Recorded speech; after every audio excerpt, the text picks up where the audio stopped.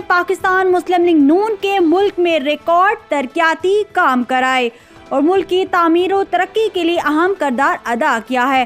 مسلم league نون کا یہ عزم ہے کہ وہ ملک کی ترقی کے سفر کو اسی طرح جاری رکھے گی جیسا کہ اس نے ماضی میں کیا تھا۔ پارٹی کے قائد میاں نواز شریف کا خواب ایک خوشحال پاکستان ہے۔ ریاستی ادارے کمزور ہوگے تو ملک کمزور ہوگا۔ افواج پاکستان کی قربانیوں کو بھی فراموش نہیں کیا جا سکتا جس کے لیے مسلسل کوششیں کی جا رہی ہیں۔ ان خیالات پاکستان مسلم نون کے 118ویں یوم تاسیس کے موقع ایبٹ آباد road Chennai Kaghan floors mills میں منعقدہ ایک پروقار تقریب سے جہاں پارٹی تمام رہنماؤں نے شرکت کی۔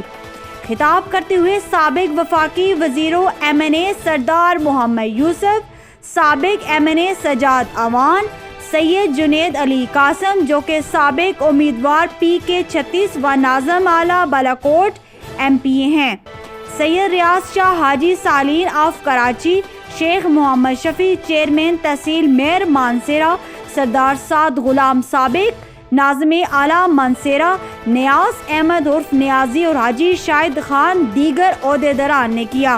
اس موقع پر سید جنید علی قاسم نے ایک قرارداد پیش کی جس میں کہا گیا ضلع مانسیرہ میں گزشتہ 12 سالوں سے ترقیاتی کاموں کا عمل رکا ہوا ہے جس کی وجہ سے علاقہ پسماندگی کا شکار ہو گیا۔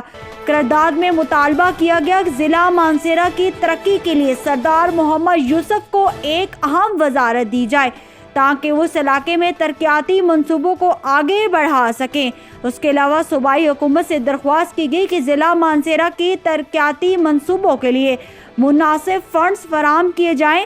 مسلم لیگ نون کے رہنماؤں نے اس عزم کا بھی اظہار کیا کہ مسلم لیگ نون مستقبل میں بھی اس جذبے کے ساتھ عوام کی خدمت کرے گی اور ملک بھر میں ترقی کے نئے دور کا آغاز کرے گی۔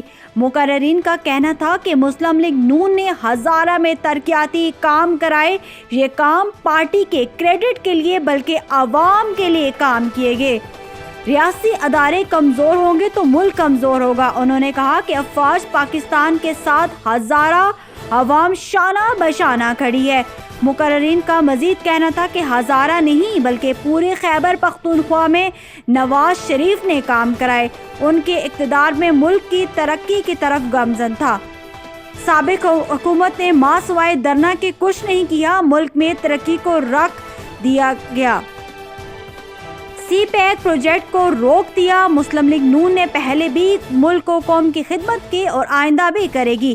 مسلم لیگ نون نے مشکل وقت میں ملک کے لیے اپنی خدمات پیش کی ہیں۔ آخر میں مسلم لیگ نون کے رہنما سید شبیر شاہ کے قتل کی مذمت کی گئی اور مرحوم کے ایصال ثواب کے لیے اجتماعی دعا کی گئی۔